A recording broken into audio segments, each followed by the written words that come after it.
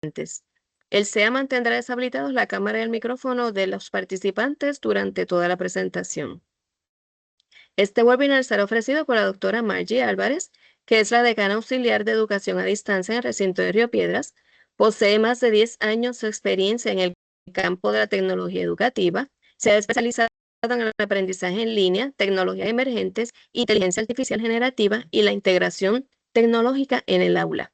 La doctora Álvarez se ha dedicado a la transformación digital y virtual de la educación, desempeñándose como profesora, consultora curricular y especialista en ambientes virtuales.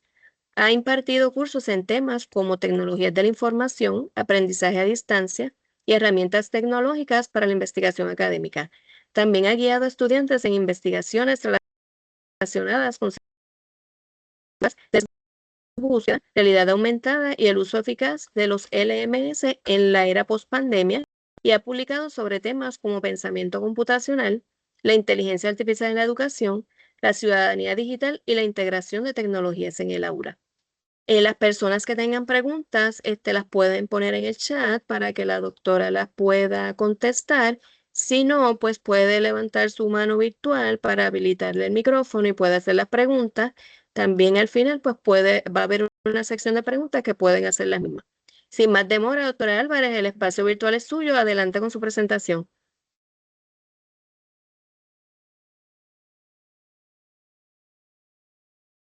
Buenos días, gracias Rita por la presentación y gracias a SEA, ¿verdad?, por la oportunidad de estar en esta mañana compartiendo la continuación de esta serie de webinars que hemos estado ofreciendo relacionados con los estándares de calidad de Quality Matters. En esta mañana pues vamos a estar trabajando con los últimos dos estándares que nos faltan por discutir, que son los estándares 7 y 8.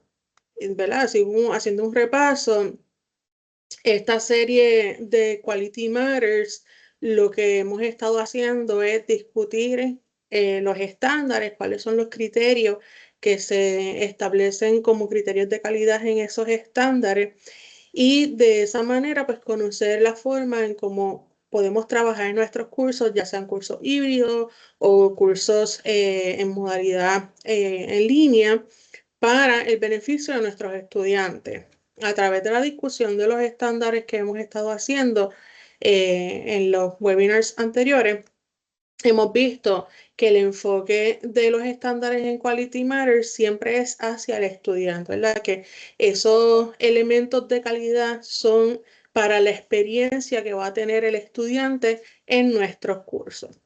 Como bien mencionamos, ya hemos discutido 6 de los 8 estándares, así que nos faltan por discutir en esta mañana los últimos 2 que están relacionados. El número 7, al apoyo y a la información accesible de los servicios de apoyo al estudiante, y el número 8, que tiene que ver con los elementos de accesibilidad y de usabilidad en los recursos dentro del diseño de nuestros cursos, y también tiene mucho que ver con las plataformas y las herramientas que utilizamos como apoyo para esa experiencia en nuestros cursos.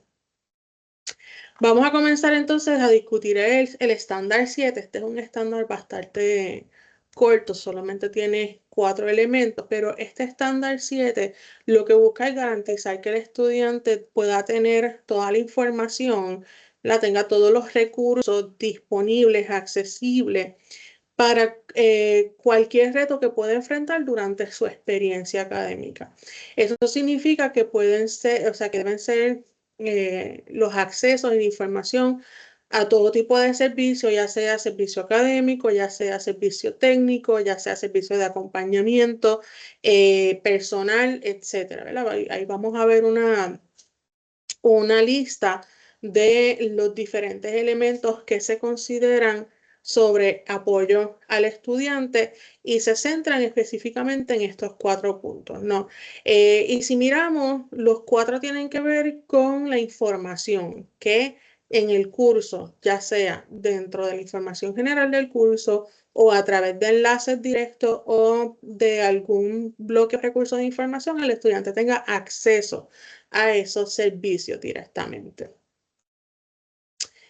Pasando entonces a discutir más en específico, el 7.1 lo que establece es que dentro del curso haya un espacio que tenga información clara sobre cuál es ese apoyo técnico que tienen los estudiantes, qué se ofrece, ¿verdad? Cuáles son los servicios disponibles y cómo los estudiantes pueden obtener esos servicios. El objetivo con este elemento es que los estudiantes sepan dónde van a buscar ayuda, ¿verdad? Y cuáles son esos tipos de ayuda cuando hay problemas técnicos. Y este específicamente trabaja con ese elemento de problemas técnicos. Y los problemas técnicos, cuando estamos hablando en un diseño de curso en línea o híbrido, pues casi siempre están principalmente relacionados a lo que es la plataforma principal donde se trabaja todos los elementos del curso.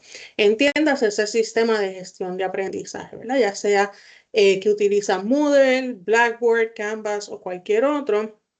Ese sistema de gestión de aprendizaje tiene unos elementos de acceso que el estudiante tiene que validar y autenticar su información. Tiene entonces los elementos de navegación, tiene los elementos del curso. Si el estudiante encuentra algún reto o tiene algún problema en ese proceso técnico, pues que sepa dónde va a buscar ayuda.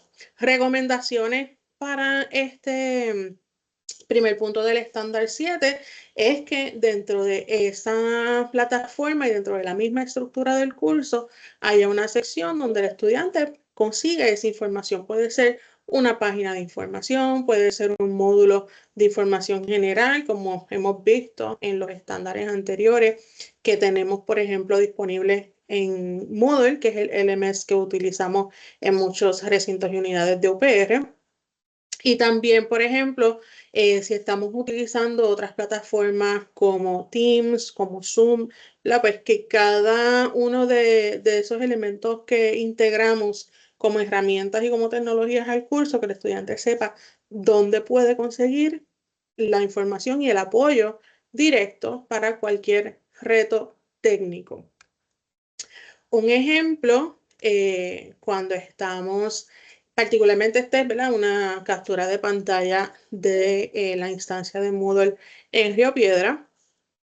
Y en el caso de Río Piedra, en la pantalla, cuando el estudiante accede a su cuenta en Moodle, tiene una sección de ayuda. Si el estudiante marca sobre esa sección de ayuda, pues se despliega una información que se conoce como preguntas frecuentes e incidencias comunes. Así que ya hay unos puntos de información inmediata.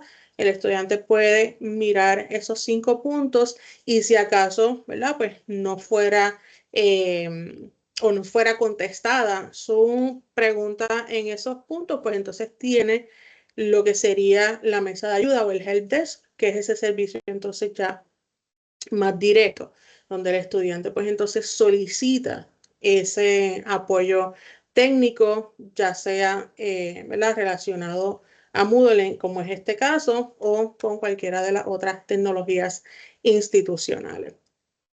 También esto es a nivel de plataforma. Esto es cuando el estudiante accede directamente a Moodle, tiene en esa barra superior de navegación ese elemento de ayuda. Ahora, dentro del curso específicamente, cuando está dentro del curso en Moodle, en el caso de Río Piedra, ¿verdad?, vuelvo y hago la aclaración, en el caso de la instancia de Río Piedra, nosotros tenemos una plantilla, que esa plantilla está aplicada a todos los cursos que se ofrecen a través de la plataforma de Moodle. En esa plantilla hay unos recursos de información que están integrados en un módulo, que es un módulo de información general, que ya lo vimos cuando discutimos el estándar 1. Y también los enlaces, ¿verdad?, o los bloques donde tienen enlaces directos para ese mismo recurso de información, como es el módulo introductorio. En ese módulo introductorio, los estudiantes tienen todos los enlaces a los diferentes servicios y apoyos que reciben en el recinto. El segundo punto para este estándar 7 tiene que ver entonces con las políticas y los servicios, tanto de políticas de accesibilidad y servicios de acomodo.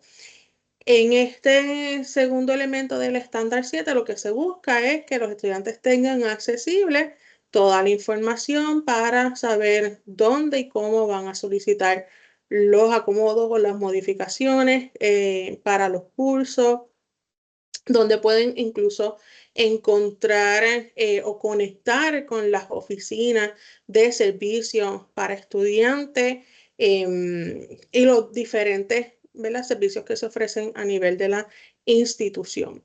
¿Cuáles son las recomendaciones para cumplir con este punto en particular? Pues que hayan enlaces, ¿verdad?, que el estudiante tenga ese enlace o ese acceso a los recursos de información directamente desde el curso y desde la plataforma donde se está ofreciendo el curso, y también que el estudiante sepa cuáles son los servicios que tiene disponibles. El 7.2 y el 7.3 se relacionan, así que voy a presentar primero los dos elementos y después los ejemplos, porque entonces el 7.3 lo que establece es cuáles son, ¿verdad?, esos enlaces para servicios de apoyo académico. Y aquí pues hace una distinción entre los servicios para los estudiantes y los servicios de apoyo para, de accesibilidad y de modificación a acomodo razonable, y también los servicios de apoyo académico. Si se fijan, el 7.1, el 7.2 y el 7.3 establecen los mismos elementos, que es que la información esté accesible y que el estudiante tenga un enlace directo, ya sea al formato en que se reciben esos servicios o a la oficina donde se ofrecen esos servicios. Y en este caso, pues, ¿verdad?, también una recomendación es que haya un enlace donde el estudiante tenga acceso a los servicios que pueden ser los servicios de consejería, apoyo psicológico, orientación profesional, incluso tutorías, acompañamiento, ¿verdad? Todo ese tipo de servicios que ayuda al estudiante en el proceso académico.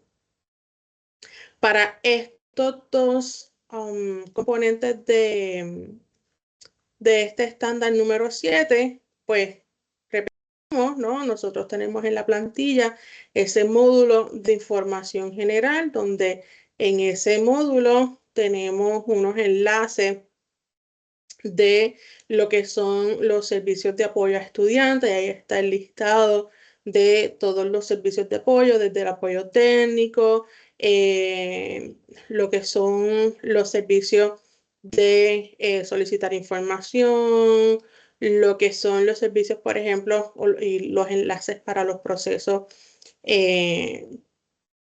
con el procurador estudiantil, formularios de servicio, diferentes procedimientos. En ese recurso, un solo recurso, tiene centralizada toda esa información. Y también en ese mismo recurso se incluyen las políticas y las normativas que, ¿verdad?, las que también deben tener acceso los estudiantes. En este caso, como es un recurso de la plantilla del recinto de Río Piedras, pues entonces tiene esas políticas y normativas que le aplican a los estudiantes en el recinto de Río Piedras específicamente. El 7.4 establece entonces cómo dentro de la información que se ofrece en el curso también se le provee a los estudiantes acceso directo y enlace a todo lo que son servicios y recursos para el éxito estudiantil. Y aquí pues ya es un poco más abierto, ¿no? Lo que es la categoría. Aquí puede ser para bienestar personal, lo que sería ahora, ¿verdad?, orientaciones sobre pues, orientaciones profesionales, debo decir, lo que es asesoramiento, actividades extracurriculares, todos esos otros elementos que también acompañan la experiencia académica del estudiante, pues cómo se presenta esa información dentro del curso. Más allá de lo que ya hemos visto sobre ese módulo, por ejemplo, que tenemos en la plantilla, que es un módulo general con información, pues también cómo podemos proveerle a los estudiantes otros elementos dentro del curso. Una de las estrategias que yo le incluyo a los estudiantes, más allá del módulo introductorio y de esos elementos que ya están integrados en la plantilla, ahí dentro de Moodle, pues tenemos, dentro del curso en Moodle, tenemos la capacidad de añadir elementos, como se llaman bloques, en esa barra lateral a la derecha. Ahí yo puedo personalizar un poco los elementos que yo incluyo en el curso y para los estudiantes, pues ya yo tengo un texto, ¿verdad? Ya trabajado y entonces genero o creo ese bloque específico para cada uno de los cursos que ofrezco en cada término, donde le presento a los estudiantes los enlaces, la directos, para que si están dentro del curso y necesitan recibir algún tipo de servicio, ya tienen en esa barra lateral esos enlaces y pueden navegar directo a esos enlaces.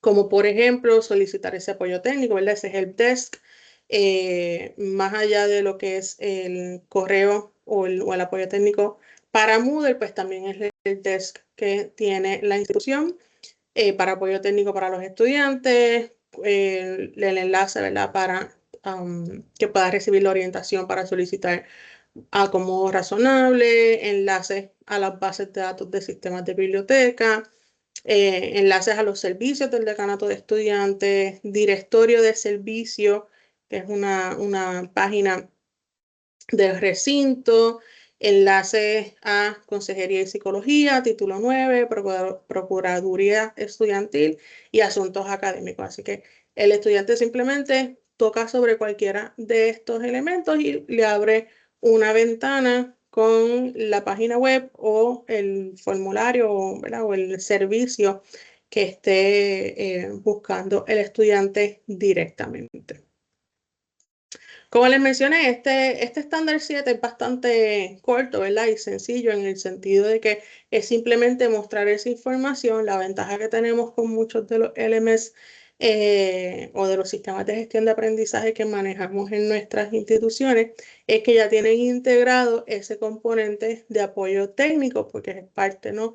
de los requerimientos y de la infraestructura que deben tener los sistemas de gestión de aprendizaje. Lo importante es pues, conocer cuáles son los demás recursos de información que podemos integrar. Tenemos una ventaja a nivel de Río Piedra de que ya está integrado en la plantilla que fue creada para los cursos.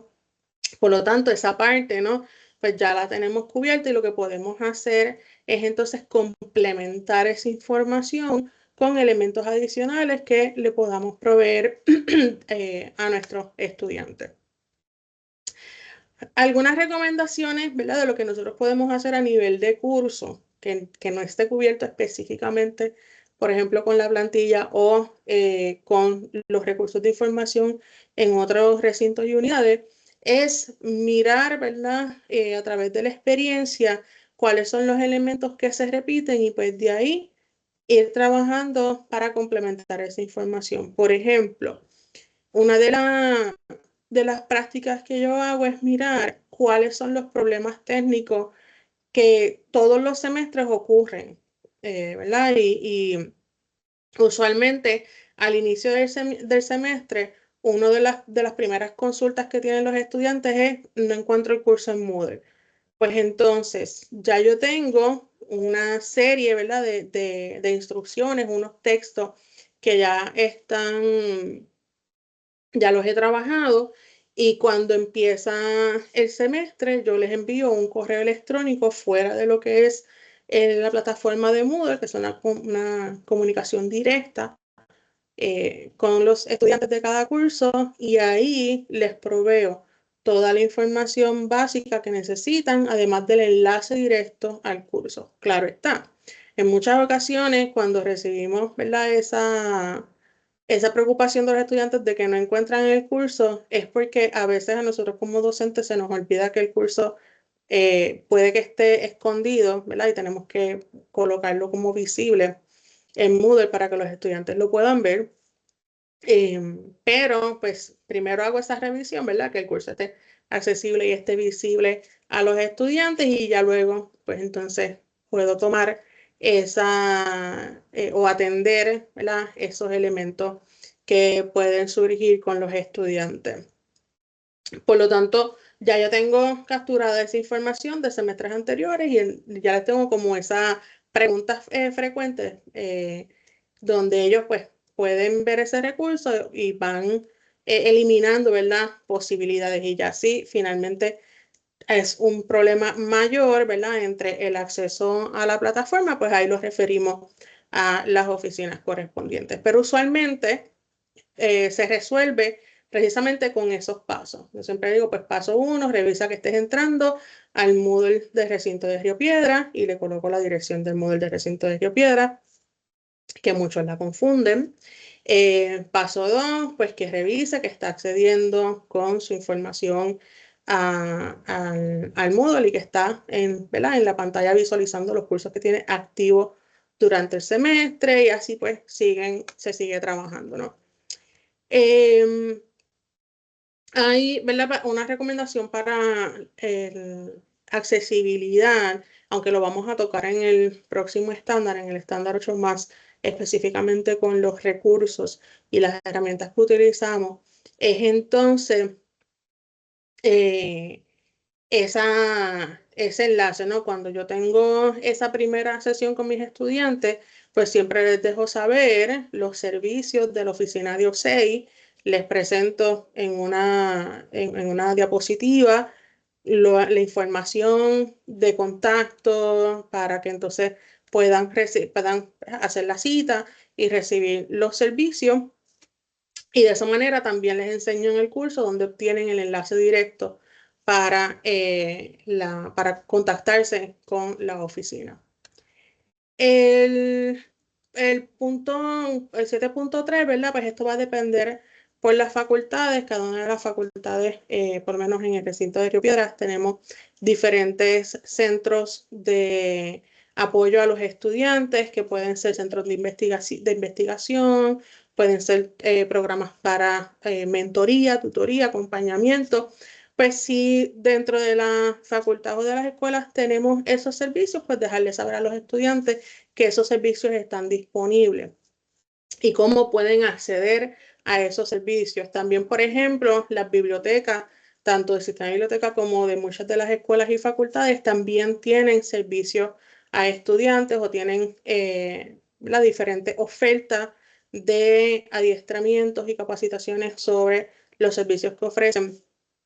También tener esa comunicación con el sistema de biblioteca y con las bibliotecas de sus facultades o escuelas para entonces conocer el calendario de la oferta de capacitaciones, conectarlos con los diferentes servicios que tienen disponibles para los estudiantes y así los estudiantes pues realmente tengan o aprovechen esos recursos que tienen disponibles. Y también otros servicios, ¿no? Servicios que pueden ser de desarrollo profesional, servicios de consejería, servicios de asesoría, todos los elementos que nosotros tengamos conocimiento, ¿verdad? Y que tengamos disponibles para nuestros estudiantes, pues dejarles saber a los estudiantes porque en muchas ocasiones no conocen la cantidad de servicios que tienen disponibles y si en algún momento se los mencionaron, en la trayectoria de de su experiencia académica, es probable que hayan olvidado que tienen esos servicios o esos recursos disponibles. Acá les presento algunas herramientas, aunque vamos a hablar más adelante específicamente sobre todas las herramientas para utilizar, pero algunas herramientas para trabajar con esta parte de información Uno de los recursos que yo más utilizo es crear videos que sean videos guía, ¿verdad? Aunque le llamamos videos tutoriales, usualmente son más videos guías sobre cómo navegar el curso, dónde encontrar la información del curso, cuáles son los servicios o los accesos a información que están en el curso. Lo vimos también en el webinar del estándar 1 y 2, particularmente para ese estándar número 1, pero pues acá también refresco un poco la información. Pasamos entonces al estándar 8, ya este es un estándar bastante amplio, tiene 7 puntos específicos para trabajar con el estándar 8, que tiene que ver con accesibilidad y usabilidad de los recursos. Y el estándar 8 lo que busca es garantizar que los cursos que nosotros diseñamos sean accesibles para todos los estudiantes. Desde lo que es la interfaz, ¿verdad? La interfaz de esa plataforma, que sea fácil de navegar, y la organización, estructura del curso. Y eso pues también incluye todos los elementos que integramos al curso, específicamente con el punto de accesibilidad. Comenzamos entonces con la navegación. La navegación del curso es importante. Nosotros no podemos controlar todos los elementos de navegación de las plataformas. Las plataformas o los sistemas de gestión de aprendizaje ya tienen un sistema de navegación particular para para su uso. Nosotros sí podemos atender asuntos de navegación dentro de los recursos que establecemos y de los materiales que establecemos para nuestros cursos en particular. Pero a nivel de plataforma, pues esa navegación ya viene dada, ¿no? Por el diseño de la plataforma o por el tema que se le aplique a la plataforma en particular. ¿Qué es lo que se busca con este primer punto del estándar 8? Pues que esa estructura que tenemos dentro del curso sea una estructura intuitiva para el estudiante, fácil de usar y también que sea consistente. Y de esa manera los estudiantes van a encontrar la información independientemente en el curso en que se encuentren, van a encontrar toda la información de manera rápida, porque se va a mantener esa consistencia dentro de esa estructura y esa navegación entre recursos. Como les mencioné, hay algunos elementos que no controlamos específicamente.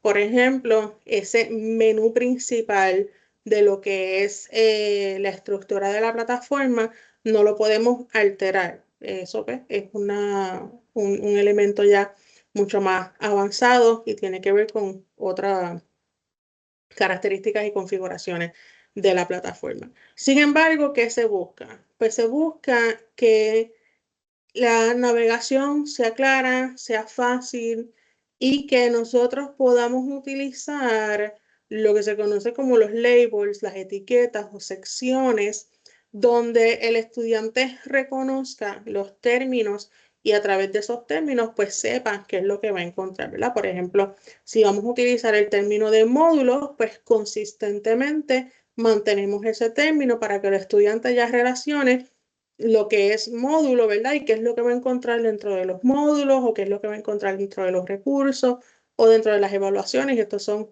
diferentes ejemplos que estoy presentando, no específicamente, ¿verdad? Los términos que hay que utilizar. También, pues, cuáles son esa forma de navegar dentro del curso. Por ejemplo, en Moodle hay varias secciones y mientras el estudiante va navegando dentro de cada una de las secciones, se va generando lo que se conoce como esa ruta. Así que el estudiante sabe que está dentro del curso X, dentro de la sección o el módulo X y dentro de la actividad Y y Z.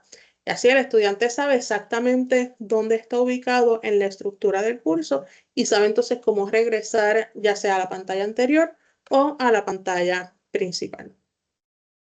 Y la tercera recomendación es cómo nosotros organizamos los contenidos de manera modular, ¿verdad? Lo que significa que trabajemos por secciones y que esas secciones, independientemente las llamemos semanas, las llamemos módulos, las llamemos, ¿verdad? Utilicemos el término para la estructura de los cursos, pues que sea consistente y que el estudiante sepa identificar de forma clara cuáles son las secciones y cómo se dividen esas secciones. Un ejemplo, la navegación en Moodle, en el caso del Moodle de Río Piedra, tiene diferentes formas en que el estudiante la puede acceder. La primera es que el estudiante tiene un menú a la izquierda, lo que se conoce usualmente como el hamburger menu, porque pues son 3 líneas horizontales, lo que el símbolo para desplegar o para esconder ese menú. Y ese menú tiene los enlaces a todas las sesiones. Si se fijan, pues aquí tenemos el enlace a la portada, que viene a ser esa primera sección del curso. Luego el enlace al módulo 1, que en esta captura está colapsado. Módulo 2 con sus recursos, módulo 3 con sus recursos, módulo 4 con sus recursos. Y así el estudiante puede hacer scroll, ¿verdad? Puede navegar hacia abajo y puede seguir la secuencia de los módulos que tiene en el curso. También la plataforma utiliza lo que se conoce como los breadcrumbs, ¿verdad? O esa ruta de navegación donde le deja saber al estudiante dónde está ubicado. En este ejemplo de esta captura, el estudiante está ubicado en el módulo 7 y debajo, ¿verdad? El encabezado del módulo 7 tienes todos los recursos para este módulo. Ahora, puedes regresar al módulo anterior, que es el módulo 6, y lo vemos aquí arriba, que entonces tiene la navegación hacia el módulo 6 con una flecha hacia la izquierda y tiene también en la derecha un enlace o una navegación hacia el próximo módulo, que sería el módulo 8. De esa manera, el estudiante está en su pantalla principal accediendo al contenido de un módulo, puede ir un módulo atrás o un módulo hacia adelante y también tiene el menú de navegación a la izquierda donde puede navegar libremente por cada uno de los recursos que estén accesibles, ¿verdad? Que estén disponibles en el curso. Estos elementos, como les mencioné, pues nosotros no los controlamos a nivel de edición de curso, ya vienen o ya son parte de la estructura de la plataforma. El punto 2 de este estándar 8 tiene que ver con la forma en cómo nosotros dentro del diseño del curso y de los elementos o los contenidos que utilizamos, facilitamos, ¿verdad? Y nos aseguramos que el texto y el diseño visual sean claros y que sean fáciles de leer y de reconocer para todos los estudiantes. ¿Y por qué digo leer y reconocer? Porque tenemos estudiantes que usan lectores de pantalla, los cuales reconocen el texto que se despliega en el curso y en los diferentes materiales, también como las imágenes, las tablas, ¿verdad? Y todos los elementos que nosotros utilizamos para presentarle el contenido a los estudiantes.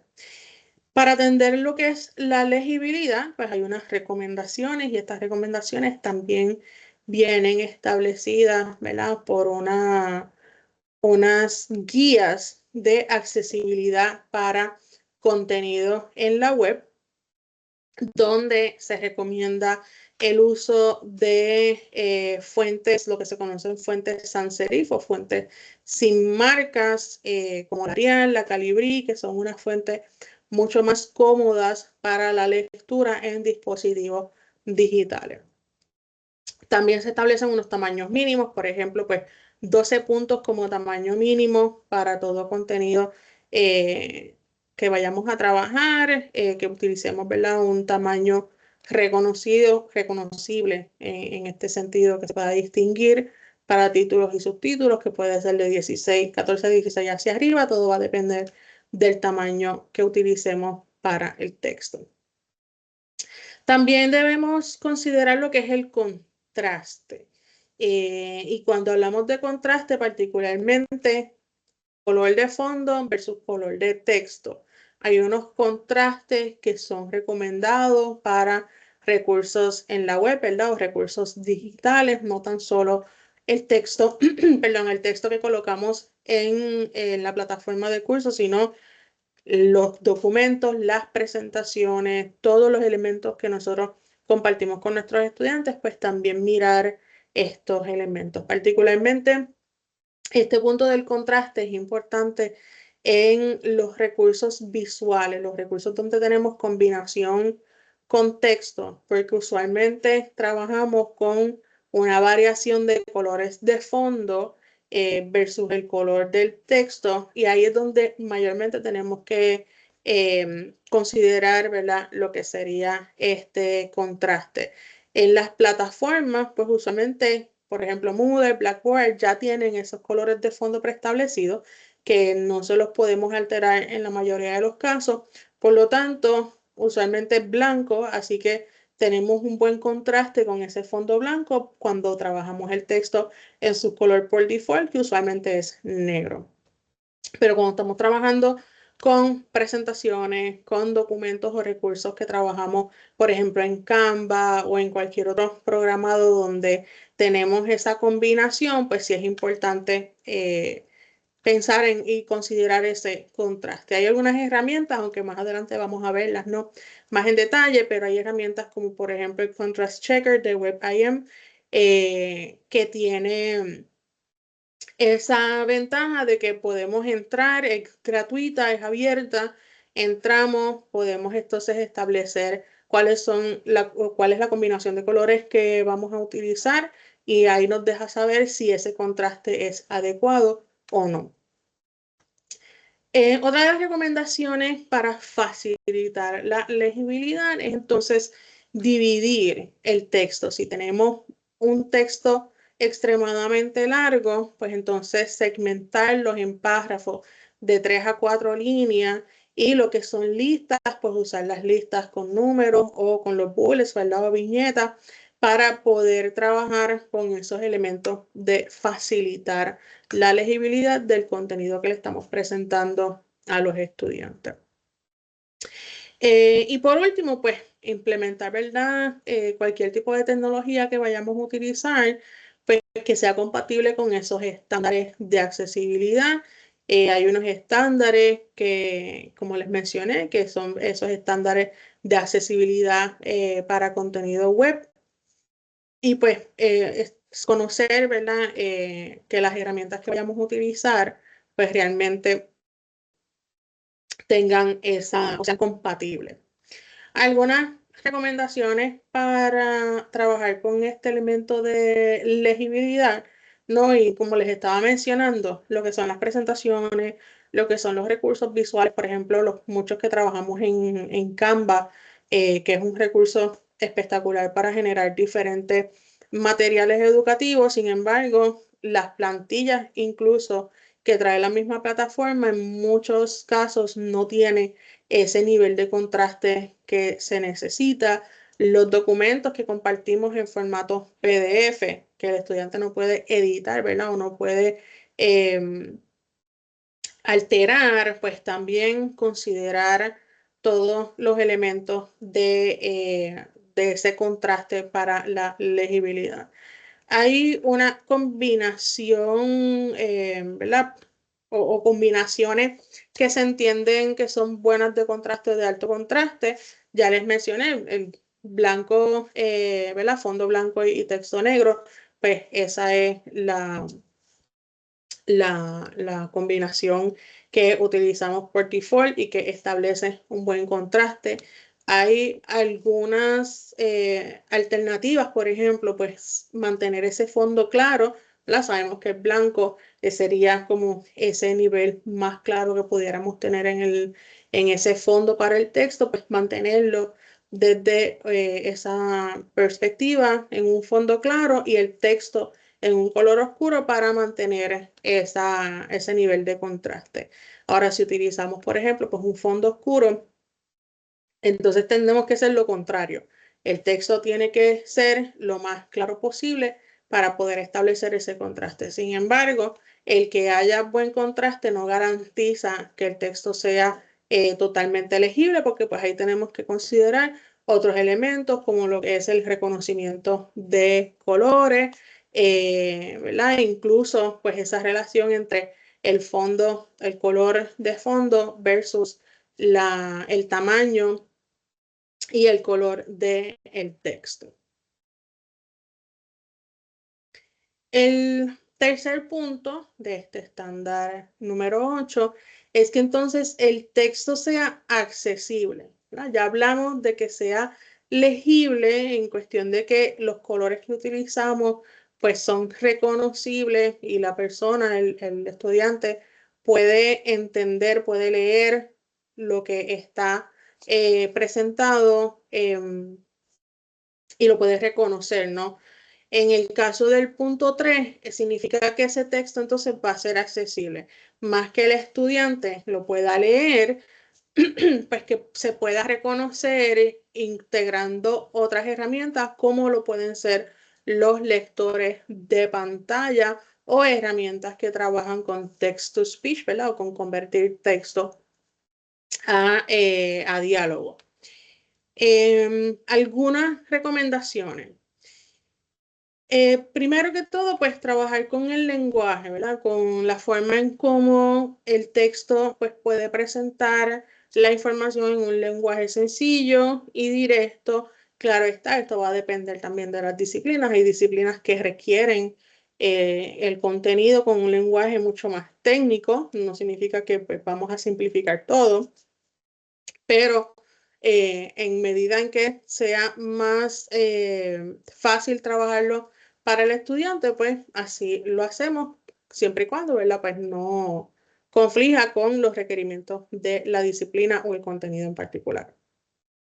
La segunda recomendación es la estructura. Cuando trabajamos con textos, ya sea en la plataforma, ya sea en un documento, digamos un documento de Word o un documento que creamos y después lo guardamos y lo compartimos en un formato PDF o una presentación, pues que trabajemos con los encabezados o los headings para organizar ese texto.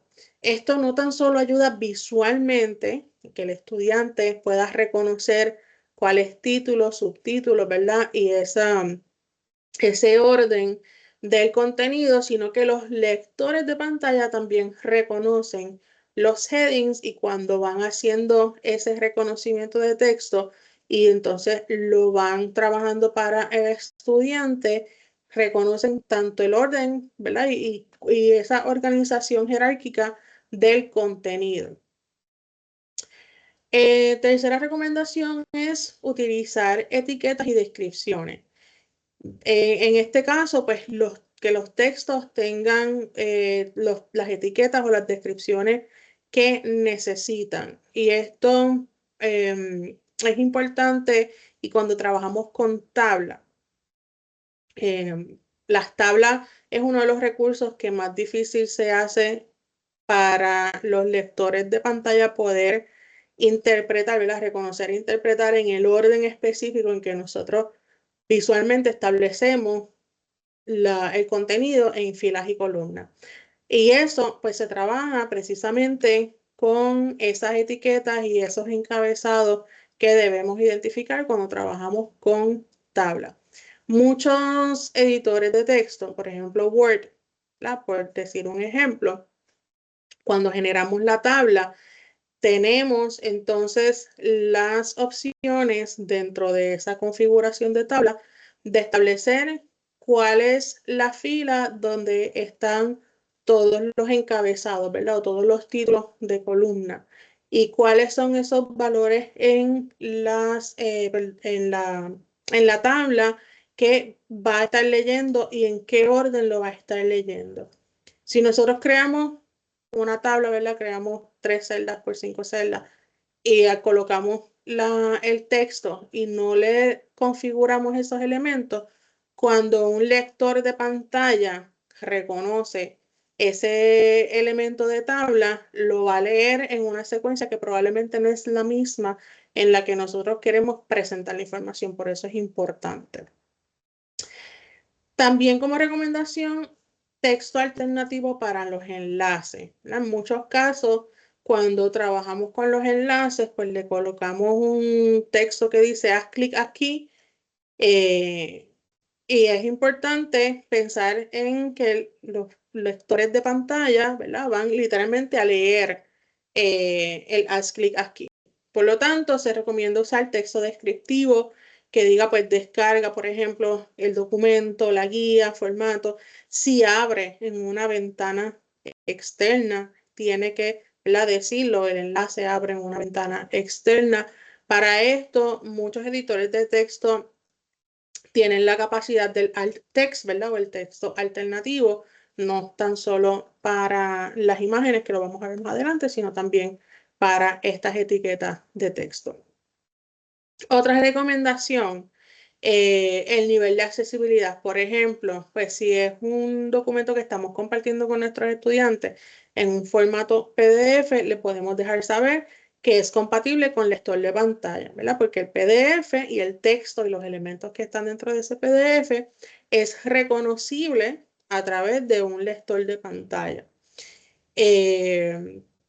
Y una recomendación, ¿verdad? Que también se da es que podemos trabajar con versiones en audio de los diferentes textos. Hay algunas herramientas como Natural Reader que le podemos entonces recomendar al estudiante para que con ese documento PDF o con ese documento en Word, pues pueda convertir texto a audio utilizando una de esas herramientas. En Moodle y también en otras plataformas como Canva o como Blackboard, tenemos dentro de los editores de texto para el contenido que se trabaja directamente en las plataformas, diferentes herramientas para revisar, ¿verdad? O para confirmar que lo que estamos colocando ese contenido es accesible. Por ejemplo, en Moodle, en la instancia que tenemos en Río Piedra, pues tenemos unos editores de texto, está el editor Ato, y si trabajamos con ese editor, pues vamos a encontrar en el menú de opciones lo que serían las opciones para revisar la accesibilidad del texto que estamos trabajando como contenido. Yo utilizo TinyMCE, ¿verdad? Que es otro editor. Preferencia personal, utilizo este. Y en este, pues también tenemos como herramienta lo que es esa revisión de accesibilidad. Una vez nosotros trabajamos el contenido, en este caso, este ejemplo es el contenido que yo le comparto a los estudiantes en la portada del curso cuando entran, ¿verdad? Ese primer contenido que se ve en la parte superior, pues ahí yo les coloco una información básica general del curso para que la tengan disponible en todo momento. Y para revisar que todo este contenido sea accesible, dentro de las herramientas que ya están disponibles en el Moodle, pues tengo esa herramienta para verificar la accesibilidad y aquí pues me deja saber, ¿verdad? Cuáles son los elementos de accesibilidad. En este caso, lo que me está diciendo es que tengo mucho texto y que no tengo los encabezados, ¿no? Así que me está dando la recomendación de que revise el texto y que entonces maneje lo que son los encabezados y esos elementos de jerarquía para que el lector de pantalla pues pueda navegar más fácil por la información que se está presentando. El punto número 4 de este estándar 8 tiene que ver entonces con las imágenes. Cómo nosotros podemos crear o podemos integrar imágenes en los materiales y en los recursos que trabajamos que sean accesibles, ¿no? Que todos los estudiantes puedan tener acceso a la información que se está presentando en esa imagen. Primera recomendación, y la que ustedes van a encontrar en todos los elementos cuando se habla, perdón, en todas las guías cuando se habla sobre accesibilidad en las imágenes, es el texto alternativo. Como nosotros describimos, ¿verdad? Utilizando lo que se conoce como el alt text o el texto alternativo, cómo nosotros describimos esa imagen. Particularmente cuando la imagen está proyectando un elemento de información que complementa, ¿verdad? Si tenemos una combinación de texto e imagen y la imagen complementa, el contenido de la imagen complementa la información que se está presentando en texto, pues cómo yo describo esa imagen. Si, por ejemplo, la imagen es una representación visual de lo que ya está descrito en el texto, pues cómo yo le coloco en la descripción ese texto para que el lector de pantalla, cuando reconozca que hay una imagen, pueda interpretarle al estudiante qué es esa imagen, ¿verdad? Y cuál es el propósito o la función de esa imagen. Si, por ejemplo, estamos trabajando con diferentes diagramas, mapas de concepto o imágenes que presentan mucha información, pues se recomienda, porque va a ser bastante largo, ¿verdad? Ese texto alternativo, se recomienda entonces que se incluya esa descripción detallada, ya sea como parte del texto o como un elemento, un recurso de información adicional al estudiante. Otra recomendación tiene que ver con las imágenes que utilizamos como imágenes decorativas. En muchos casos, pues queremos, ¿verdad?, hacer ese balance de elementos gráficos con el elemento de texto para que no se vea el texto tan pesado y tener algunos elementos adicionales no visuales que acompañen ese texto. Una de las recomendaciones es que si vamos a utilizar imágenes que su propósito es totalmente decorativo, que no presenta información o no es complementario al contenido que se está presentando en texto, pues primero que limitemos su uso, ¿verdad? Que no sea excesivo el uso de imágenes decorativas. Y segundo, si es una imagen que es decorativa, pues entonces vamos a utilizar ya sea el alt text o la configuración que tenga el sistema donde estamos trabajando para indicar que es una imagen decorativa. Y de esa manera, el lector de pantalla pasa sobre la imagen y continúa con el contenido, porque al ser decorativa, ¿verdad?, no presenta información para interpretarla al estudiante. Un ejemplo, en Moodle, nosotros tenemos unos elementos gráficos que se pueden considerar como elementos decorativos. En la plantilla que tenemos en Río Piedras, pues en el encabezado de cada una de las secciones o de los módulos tenemos ¿verdad?, un elemento visual con unas líneas, unos rectángulos, el número que corresponde a ese módulo. En este ejemplo, pues el 5, así que esta captura fue del módulo 5. Y en las opciones de configuración de la imagen en Moodle tenemos, ¿verdad? El primer campo es donde está la imagen, ¿verdad?, donde la encontramos. El segundo campo es ese texto descriptivo. Ahora, debajo de ese campo de texto, que si se fijan, el Moodle tiene un límite de caracteres, pues por lo tanto, ¿verdad?, la descripción va a ser bien corta. Debajo de ese campo tenemos entonces una caja para marcar si la imagen es decorativa. En este caso, para este ejemplo, yo le marqué que la imagen es decorativa. ¿Qué significa? Que cuando el estudiante está utilizando un lector de pantalla, marca sobre el módulo 5 y empieza a reconocer los elementos del encabezado del módulo 5, no le va a decir al estudiante o no le va a describir esta imagen porque ya yo le estoy marcando que es decorativa. Así que va a pasar al próximo elemento, que es el elemento de texto, donde está el título del módulo, donde está la descripción, las instrucciones, los objetivos, ¿verdad? Todos esos elementos de texto los va a reconocer y se los va a interpretar al estudiante, y esta imagen no se la va a interpretar porque yo le estoy marcando que es una imagen decorativa. Ahora, si fuera una imagen de contenido, pues entonces sí tendría que quitar esta marca y tendría que establecer la descripción de esa imagen como texto alternativo para que el lector de la pantalla entonces la pueda interpretar. Cuando trabajamos, por ejemplo, en PowerPoint, uno de los formatos donde usualmente compartimos contenido combinado con imágenes es el de presentación. PowerPoint, o si estamos utilizando nuevas herramientas como Gamma, Canva y Google Slides, Keynote, dependiendo del programa que estemos utilizando.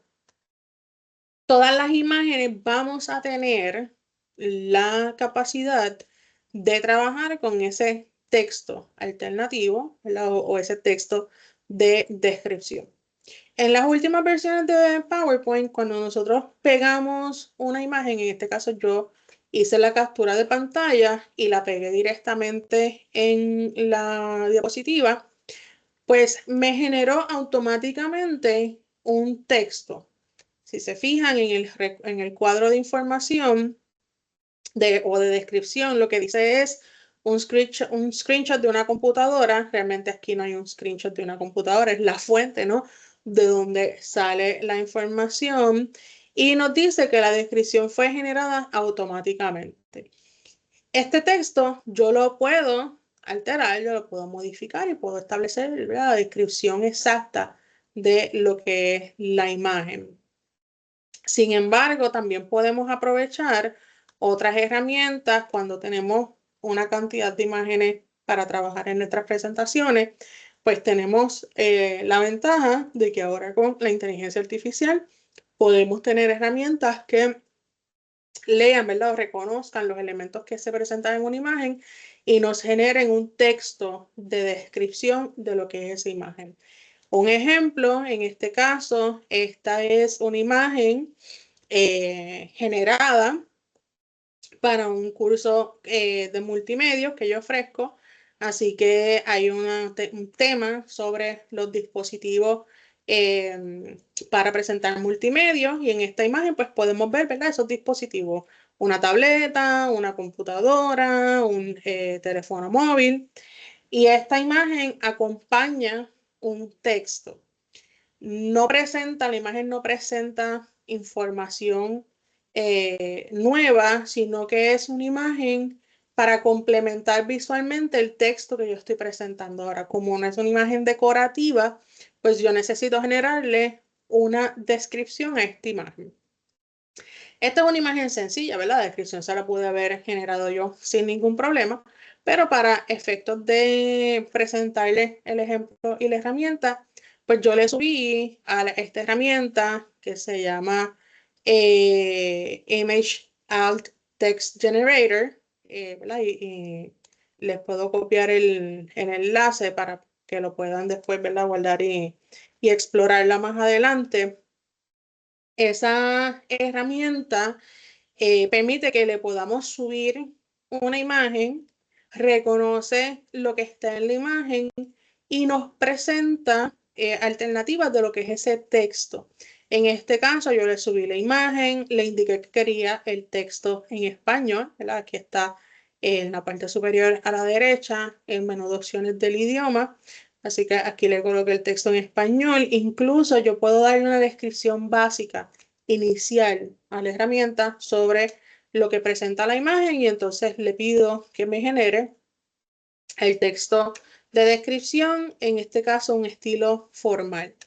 Y la captura que vemos al lado es esos, ¿verdad?, son los resultados.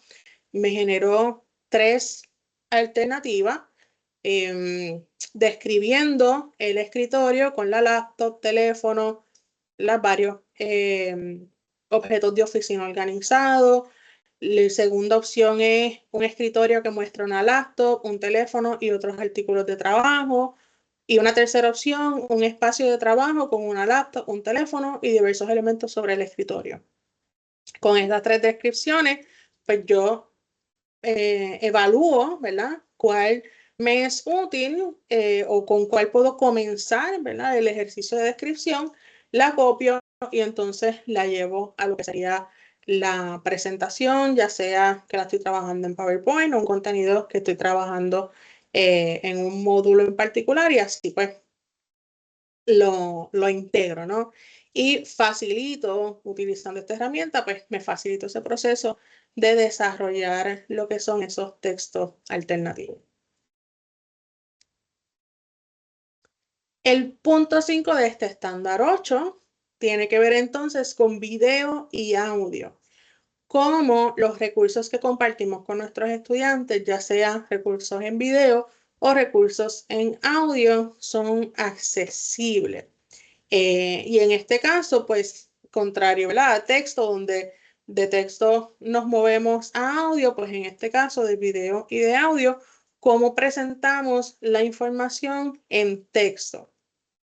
La primera recomendación, todos los videos deben tener subtítulos, ya sea en español o en inglés, dependiendo, ¿no?, del idioma en el que se esté trabajando el recurso del video, y también las posibilidades que tenga ese recurso.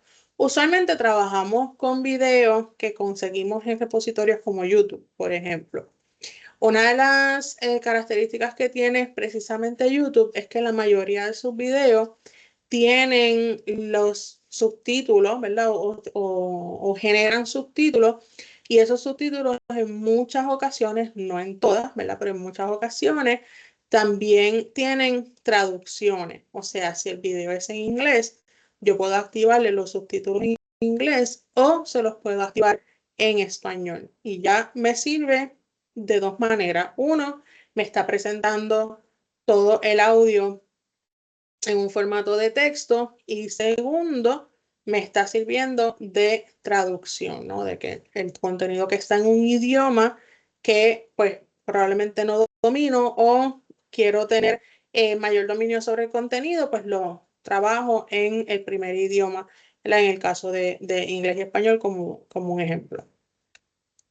Si nosotros somos quienes estamos produciendo el video, pues tenemos tanto en YouTube como en otras plataformas la capacidad de generar los subtítulos a nuestros videos. Y más adelante les voy a presentar algunos ejemplos de otras plataformas, pero YouTube, como plataforma casi universal para compartir videos, pues tiene esa capacidad. En muchos casos, cuando subimos los videos a YouTube, configuramos dentro de las opciones del video, le configuramos el idioma original en el video y le marcamos, ¿verdad?, para que genere los subtítulos. Los va a generar de una forma automática.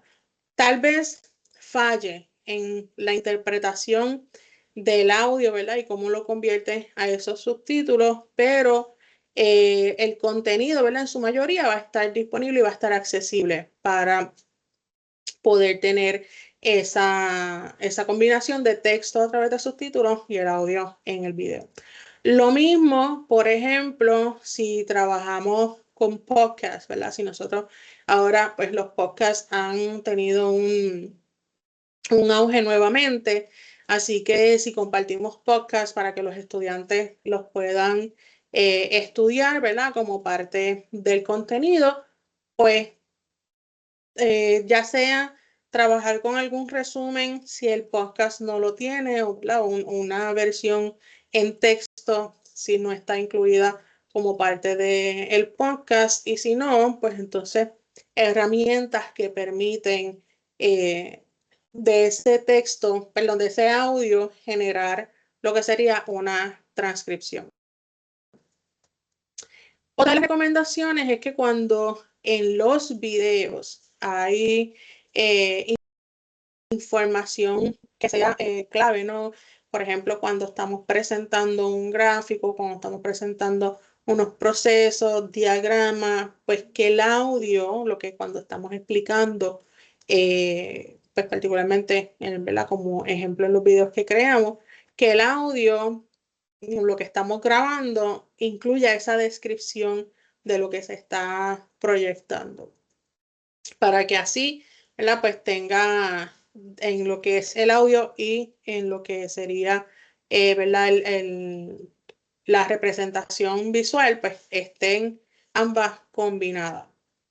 Y como última recomendación dentro de este punto de accesibilidad para videos y para audio, que el archivo, ¿verdad? Que podamos tener, ya sea de transcripción o un archivo de texto de resumen, el estudiante lo pueda descargar o que lo pueda acceder de manera independiente a lo que es ese video o a lo que es ese formato en audio. Un ejemplo, ¿verdad? Esto es un video que se subió al canal de YouTube y cuando se le activan los subtítulos en la parte inferior, la barra de videos de YouTube está en la parte inferior.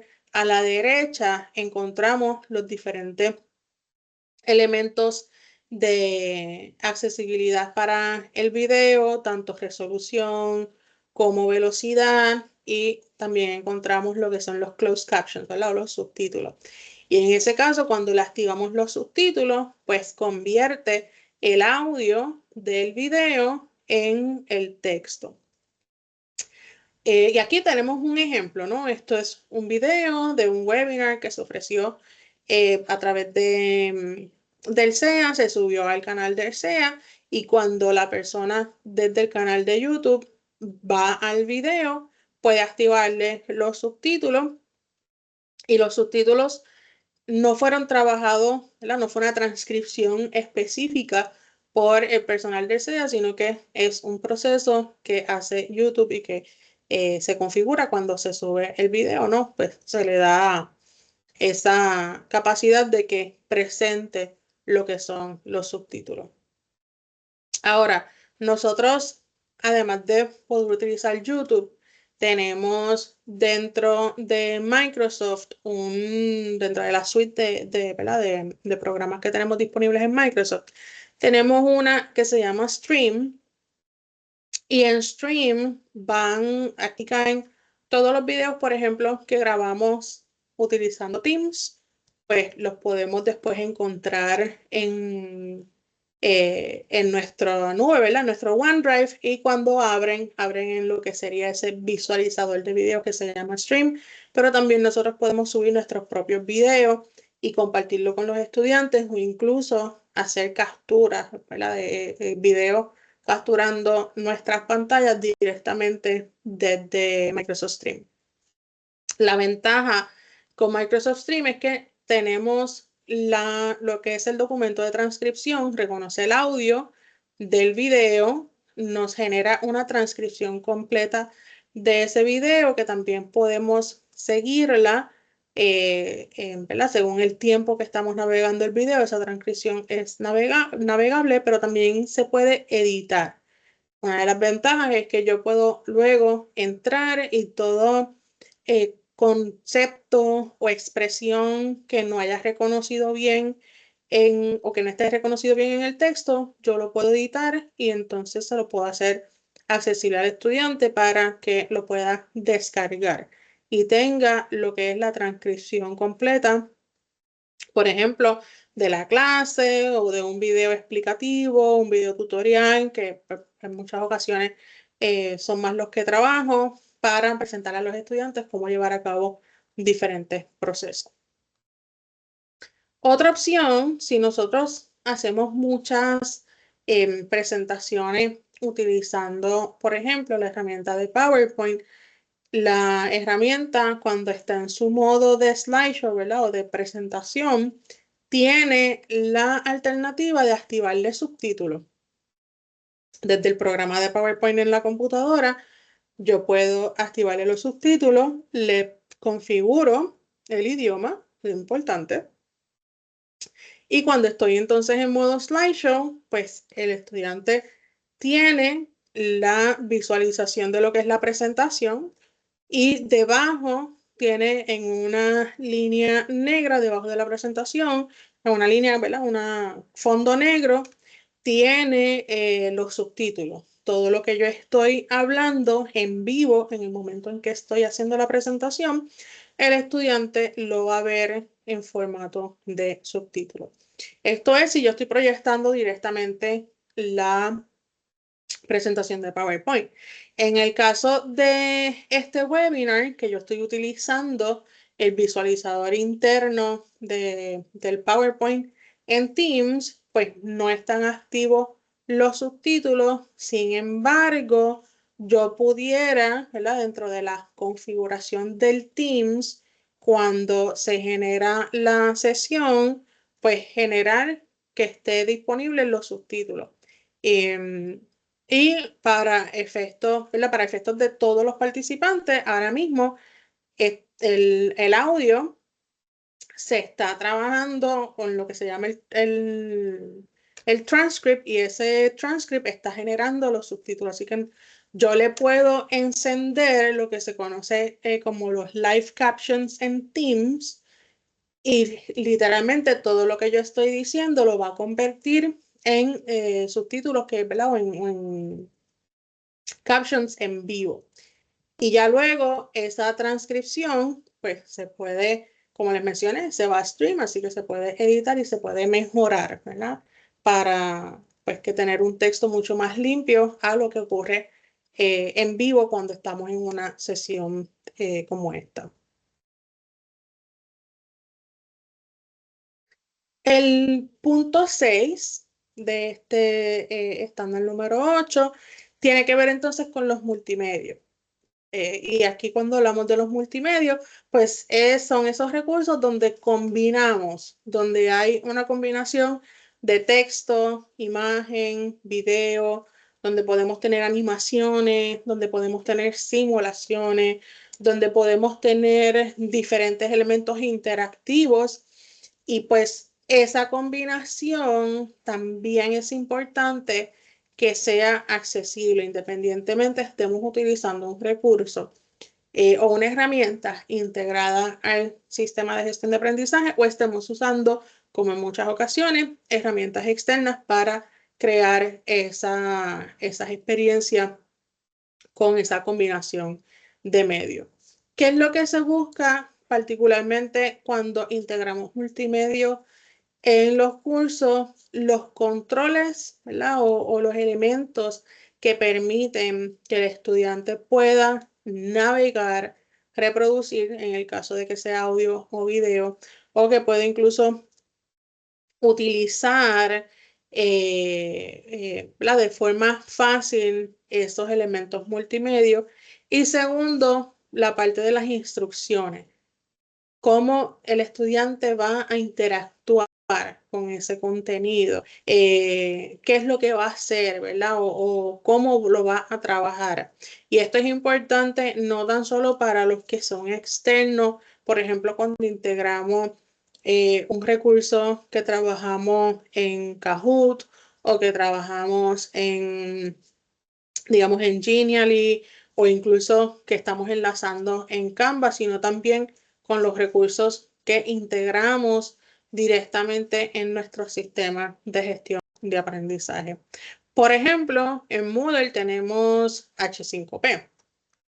H5P es una herramienta que nos permite crear muchos contenidos o diferentes tipos de contenidos con la característica de que son interactivos. Una de las herramientas que yo más utilizo, o de los tipos de recursos que utilizo con H5P, son los videos interactivos. ¿Por qué? Porque me permite integrar un video que haya conseguido, por ejemplo, en YouTube, o un video que yo haya grabado para los estudiantes con el contenido. Y entonces, a través de esta herramienta, yo le puedo integrar diferentes interacciones, preguntas rápidas, elementos de pareo o de drag and drop, ¿verdad? O de marcar en la pantalla, dependiendo de la actividad que esté preparando. ¿Qué es importante? Bueno, aunque H5P en su estructura es bastante intuitiva, siempre es importante establecer de inicio, ¿verdad?, lo que va a estar haciendo el estudiante. Por ejemplo, cuando es un video interactivo, pues esa serie de instrucciones que el estudiante reconozca que es un video interactivo, que fue creado, que está, ¿verdad?, integrado en la plataforma, lo que va a hacer el video. Por ejemplo, en este caso el video se va a detener en unos momentos en específico. Yo se lo informo al estudiante, porque el estudiante, si no lo conoce, nunca había tenido experiencia con un video interactivo, va a entrar, va a ver el video tal cual lo vería, ¿verdad? Como si estuviera viendo un video en YouTube, pero de momento se le va a pausar el video. Y si no sabe qué pasó, va a pensar que es un problema técnico, va a pensar que es un problema con el streaming del video. Y pues realmente es una pausa para que entonces lleve a cabo un ejercicio, ¿no? Una actividad dentro del video. Así que está la serie de instrucciones donde el estudiante ya sabe cuál es el recurso que va a tener, cuáles son los elementos que va a estar trabajando, cómo lo va a estar trabajando y ya luego entonces cuando pasa al recurso, pues tiene la navegación en este caso del video y tiene los puntos de pausa donde va a recibir preguntas o ejercicios, va a contestar y va a continuar viendo ese video en particular.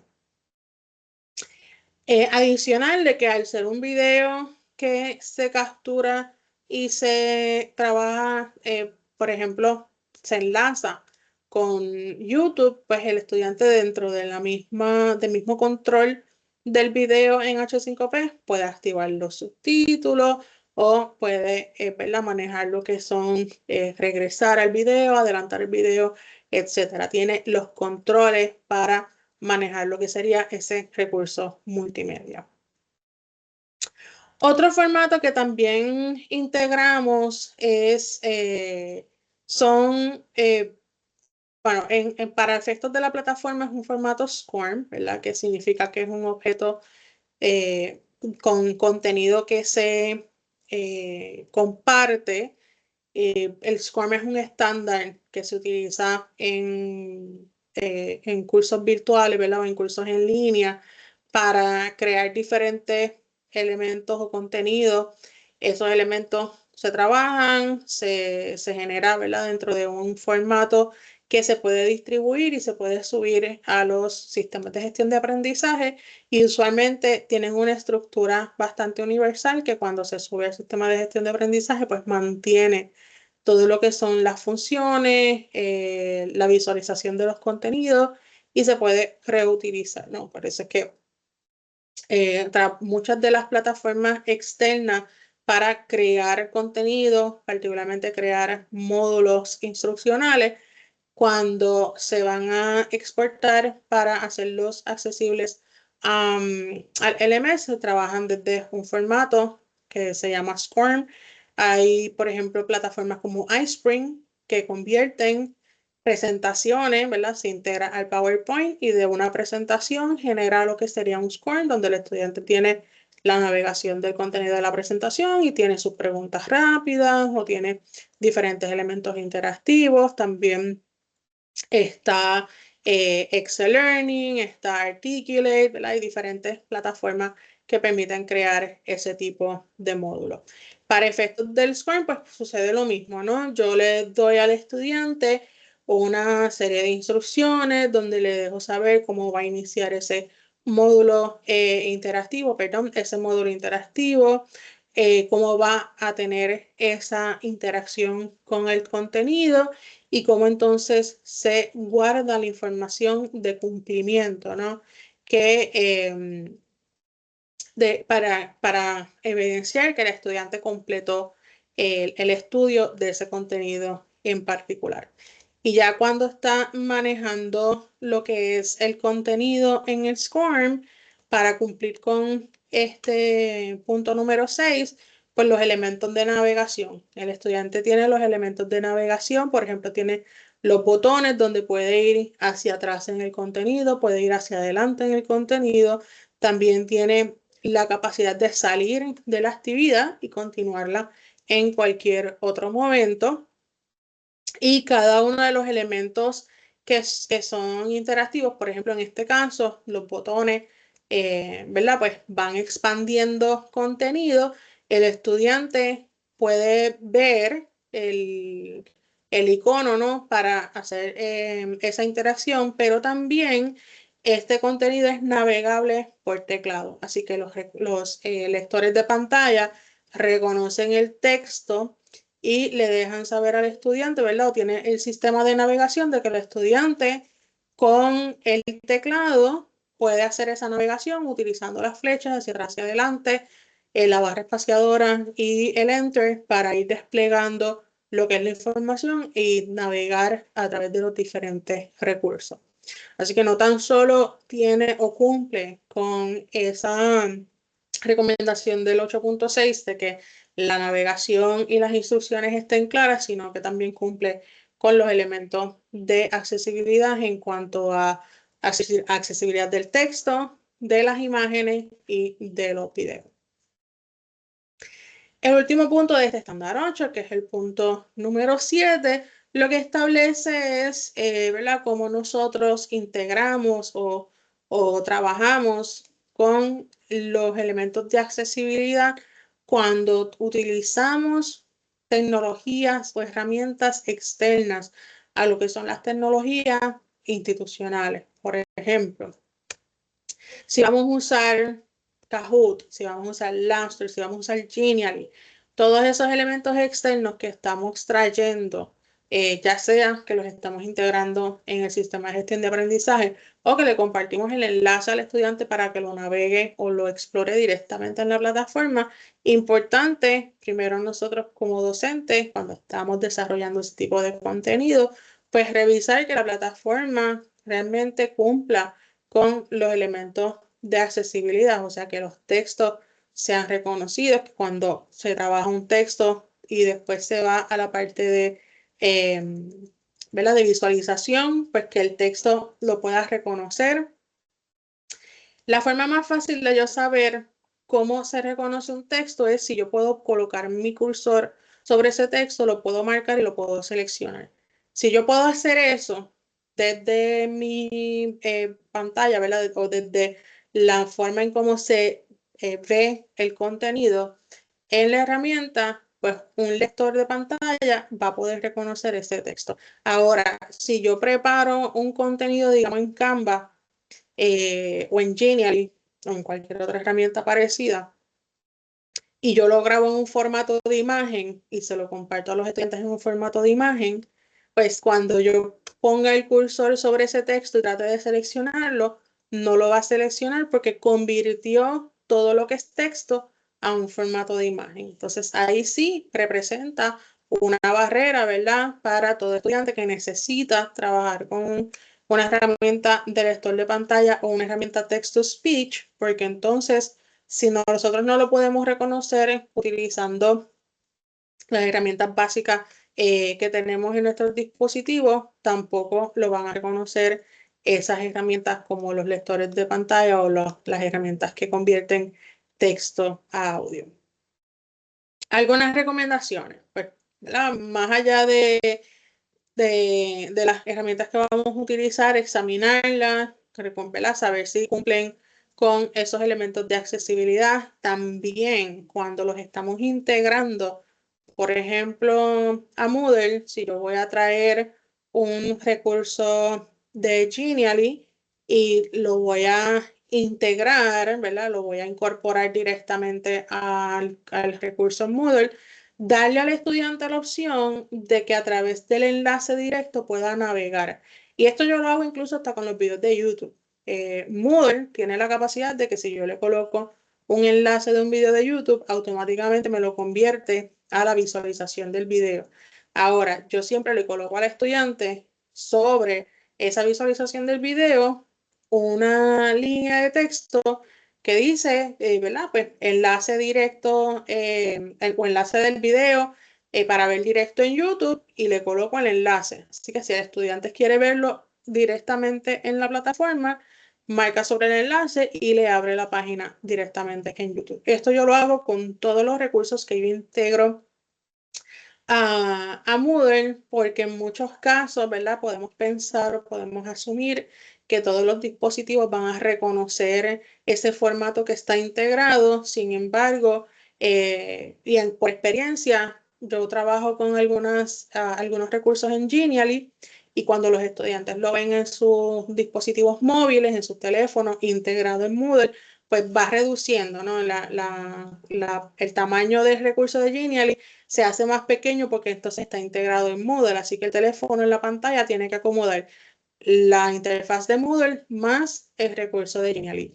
Y se les hace entonces más fácil marcar directamente, van a Genially, ya la plataforma de Genially es responsiva para los teléfonos móviles, así que le acomoda en la pantalla el recurso específicamente y no tiene que competir con el acomodo en la pantalla de Moodle, ¿verdad?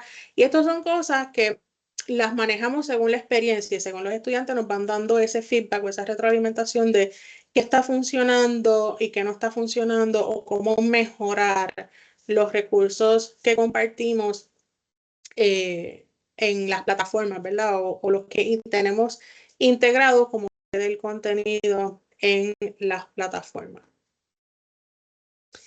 Y hablando de las plataformas, pues vamos entonces a hablar un poquito, ¿verdad? En el tiempo que nos queda, vamos a hablar sobre algunas de estas herramientas y de algunas de las características que tenemos disponibles en los sistemas de gestión de aprendizaje y en las plataformas que utilizamos. Ya les había compartido esta tabla anteriormente, pero vamos a entrar ahora más en detalle. Como les mencioné, yo trabajo mucho con videos tutoriales, videos cortos, para presentar a los estudiantes como alternativa a lo que es la navegación del curso, de los diferentes elementos del curso. Pero también, y últimamente, estoy utilizando una herramienta que se llama iRad, y esta herramienta me permite capturar los pasos de los procesos que yo trabajo cuando voy a enseñarle, por ejemplo, a los estudiantes cómo manejar H5P o cómo manejar Genially para creación de multimedia, cómo manejar Scratch para construir videojuegos, todo lo que pueda hacer web-based o herramientas que puedo trabajar desde mi navegador web. Hay un plugin de esta herramienta que se llama iRad que va capturando todos los toques de pantalla, los scrolls, todo lo que yo voy haciendo en la navegación en ese browser. Y al final, cuando yo termino el proceso, termino esa captura, en vez de generar un video, lo que genera es un documento interactivo con capturas de pantalla. Y el estudiante entonces puede ir navegando, ve los puntos ¿verdad? Los puntos del toque del mouse o la acción, si fue un drag o un arrastrado en español.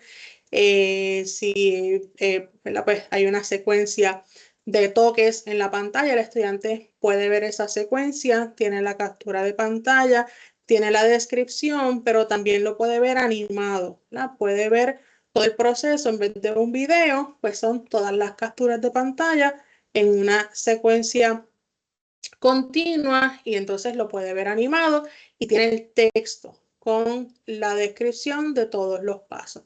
Y esa herramienta pues también me permite editar ese texto y puedo añadirle más información o incluso tips adicionales pues que no se capturan en lo que es la acción en la pantalla, pero sí pues son consejos que le puedo compartir a los estudiantes.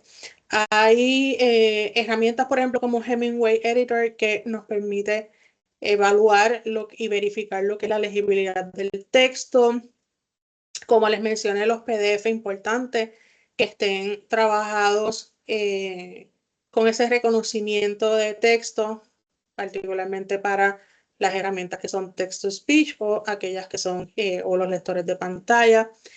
En Canva, ¿verdad? Trabajamos muchos elementos visuales en Canva, pues entonces que esos elementos visuales cuando los descargamos de Canva mantengan esa accesibilidad, lo que es texto, que se reconozca las imágenes que tengan ese texto alternativo y si no, pues que estén identificadas como imágenes decorativas.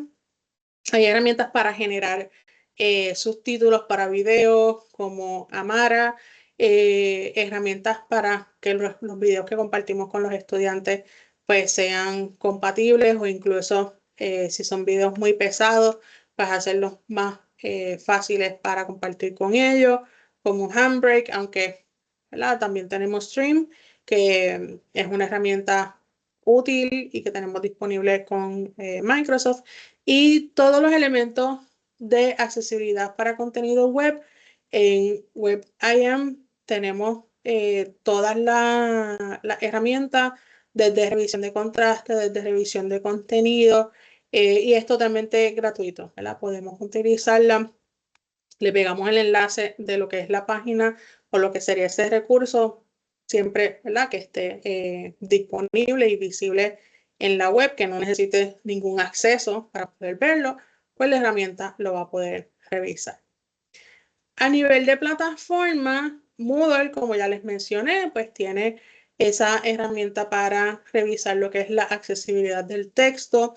Si trabajan, por ejemplo, con Blackboard o con Canvas, ambas plataformas tienen también lo que son sus herramientas para revisar que el texto que se trabaja directamente en la plataforma cumple con esos criterios de accesibilidad y con los estándares, ¿verdad? O esa guía de accesibilidad de contenido en la web.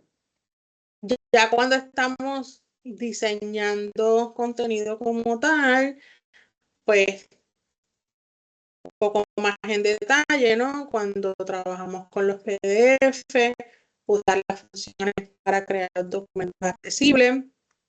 También en Canva, pues trabajar con esa accesibilidad con los textos alternativos para las imágenes. Y ya lo mencionamos ahorita, ¿verdad? Pero aquí lo traigo como un punto, las plantillas. Canva nos permite trabajar con múltiples plantillas prediseñadas que son muy llamativas, que visualmente pueden ser, ¿verdad? Atractivas para trabajar un contenido para nuestros estudiantes, pero es importante que consideremos los elementos de contraste, ¿no? Color de fondo con el texto y los elementos gráficos y visuales que tenga la plantilla, pues que realmente sean compatibles, que cumplan con el contraste, con la legibilidad y pues el manejo perdón, de esos colores para facilitar el acceso del recurso a todos nuestros estudiantes.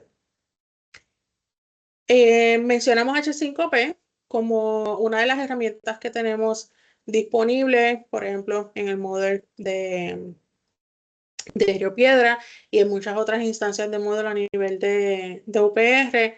H5P es una herramienta que está integrada en lo que es la plataforma, ya es compatible, ¿verdad? Dentro de su estructura, es compatible con todos los estándares de contenido en la web. Todos los contenidos son accesibles. Lo que es la integración de imágenes automáticamente requiere lo que sería ese texto alternativo o marcarla como una imagen decorativa. Y todo lo que se trabaja directamente en H5P va a ser compatible y accesible, va a cumplir con esos elementos de accesibilidad y esos estándares de accesibilidad en la web. Ahora, si nosotros traemos, porque pues, H5P permite traer, por ejemplo, presentaciones que ya tenemos en PowerPoint, integrarlas a los recursos, cuando hacemos esa acción, H5P trae esa diapositiva como una imagen completa, ¿no? No hace esa división entre texto e imagen. Así que si traemos, hacemos el import de una presentación de PowerPoint a un recurso de H5P, es importante que sepamos que lo va a convertir como imagen, así que a esa imagen hay que colocarle la descripción en el texto alternativo. También tenemos, por ejemplo, las herramientas que utilizamos para comunicarnos, como Zoom, como Microsoft Teams, que son compatibles con lectores de pantalla en su navegación. Tiene las funciones de subtítulos, ¿verdad? Como mencionamos, le podemos activar los captions en tiempo real. También hace traducción de los textos. Tiene, como les mencioné, la configuración o las opciones para configurar todos los elementos de accesibilidad a nivel de plataforma. Y ya luego cuando estamos en las instancias, ya sea en una videoconferencia o, por ejemplo, cuando utilizamos los espacios colaborativos de Teams, pues tiene o cumple también con esos estándares de accesibilidad y es compatible con todos los dispositivos de asistencia para los usuarios. Algunas herramientas adicionales, como les mencioné, en WebIM tienen, en la dirección tienen múltiples herramientas. Hay una en específico que para evaluar la accesibilidad en sitios web, ¿verdad? Y esa pues tienen el enlace ahí directo, y también la de validar y revisar esa combinación de contrastes que ya hemos mencionado. Pues esa en particular revisa, ¿no?, que los niveles de contraste sean adecuados. Última sección de las herramientas para crear subtítulos. Ya hablamos de YouTube, ¿verdad?, como parte de sus opciones cuando se suben los videos. Pues nosotros podemos editar y podemos trabajar con los videos, con los subtítulos para nuestros videos, o si estamos utilizando videos de otros canales, pues podemos evaluar si tienen closed caption o si tienen subtítulos disponibles para integrarlos como recurso para nuestros estudiantes. También hay otras herramientas como Otter AI, que genera diferentes tipos de documentos como transcripción y también como subtítulos. Claro, esta tiene funciones que son gratuitas, pero también tiene funciones premium, pues que se requiere una suscripción para utilizarlas, y herramientas, por ejemplo, como Catwin, que genera subtítulos también de manera automática, y esta pues ya también tiene una facilidad para trabajar con compartir los videos y trabajar con esa accesibilidad de audio y de video a subtítulos perdón, en plataforma web. Como último elemento, pues esta serie de Quality Matters ha estado integrando la última o la más reciente publicación de Quality Matters sobre el uso de inteligencia artificial en el diseño de cursos, y estas son las recomendaciones específicas para los estándares 7 y 8. Para el estándar 7, que tiene que ver, ¿verdad?, con esa información y con ese apoyo técnico, pues lo que dice el kit, ¿verdad?, o lo que dice el recurso de Quality Matters, es que si vamos a utilizar una herramienta de inteligencia artificial o una herramienta con inteligencia artificial, y la vamos a trabajar con nuestros estudiantes, o sea, vamos a requerirle a los estudiantes que utilicen esa herramienta para actividades o para evaluaciones en el curso, es importante considerar los elementos de apoyo técnico. Hay múltiples herramientas con inteligencia artificial disponibles en el mercado.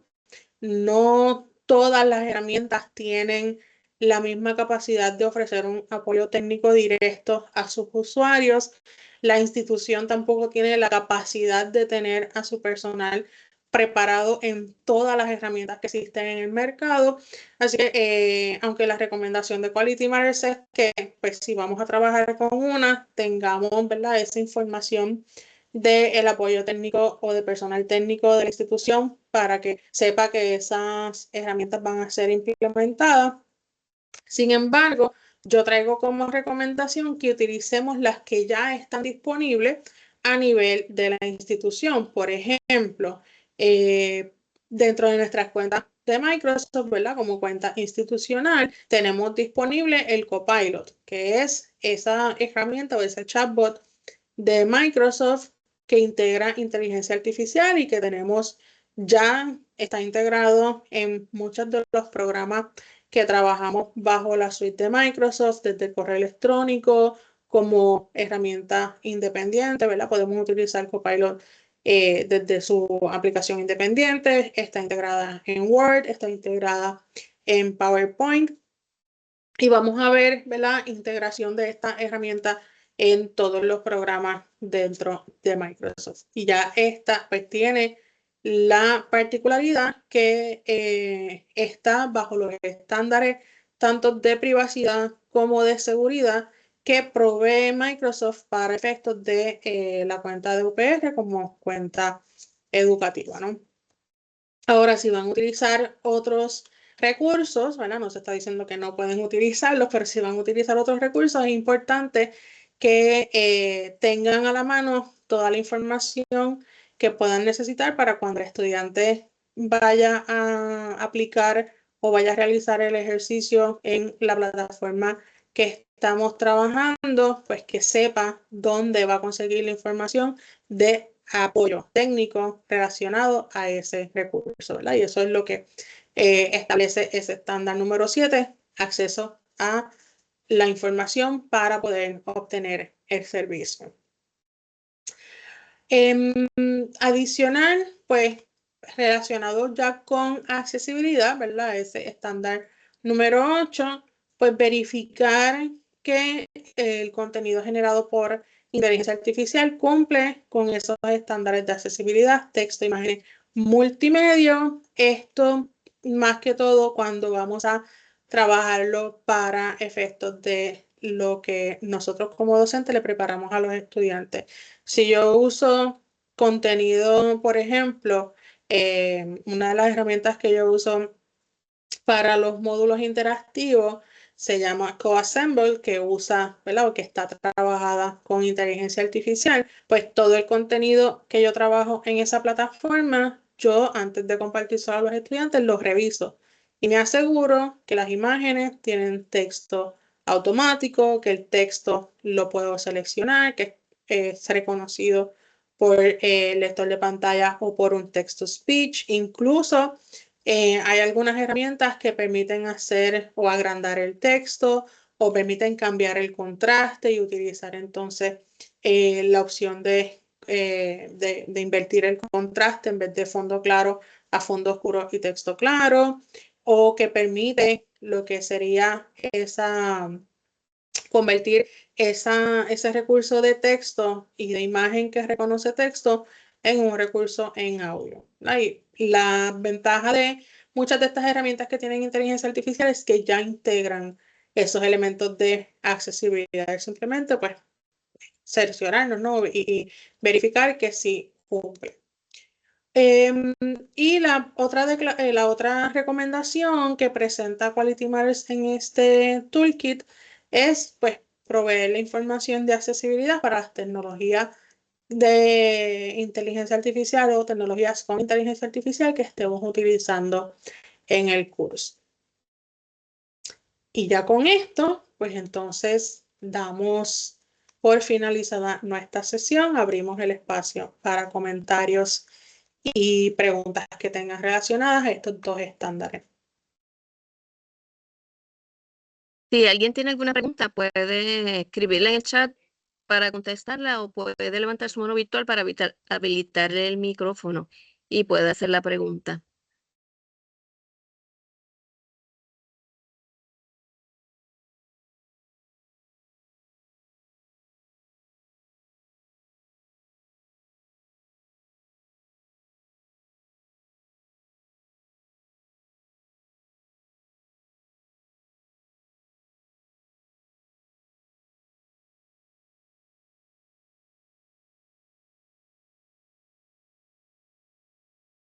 No veo ninguna pregunta. Han estado callados hoy, en la mañana de hoy.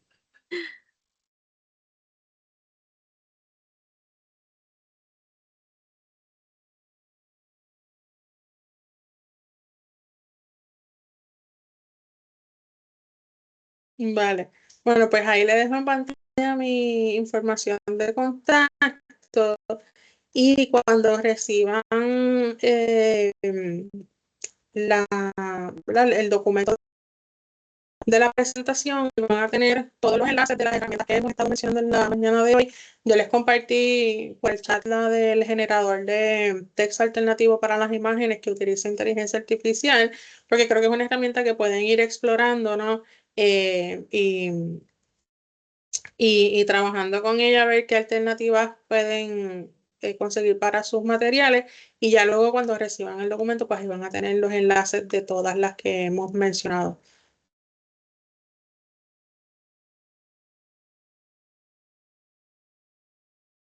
Entonces vamos a proceder a cerrar el webinar. Si no hay ok. Dice aquí Liz Adriana Mojica que disculpa, no puede tomar todos los días como podríamos volver a tomar. O, o para qué fechas lo vuelven a dar. Tienen que estar pendientes porque esto es un ciclo que se da bastante seguido porque es bien solicitado. Pueden estar pendientes de la página del SEA para ver cuándo es que se va a volver a dar. Hay una pregunta también de Loida que dice que siempre pruebo una que otra herramienta que usted comparte, doctora. Muy bien. Había visto una mano levantada, pero parece que no, pues se equivocó. Ok, ok. Pues entonces vamos a proceder a cerrar el webinar. Queremos informarles que en los próximos días recibirán por correo electrónico el enlace para la evaluación de la actividad y el certificado será disponible a todos los que hayan cumplido con al menos el 90% de la duración del webinar. Queremos también recordarles que una vez la grabación esté disponible en nuestro canal de YouTube, se le informará a través de correo electrónico, así que les recomendamos suscribirse a nuestro canal de YouTube y lo compartan con sus colegas. Agradecemos la participación de todos y todas los que se conectaron hoy, en especial a la doctora Margie Álvarez por su excelente presentación y gracias por hacernos una comunidad para la excelencia. Que tengan un buen día. Buen día.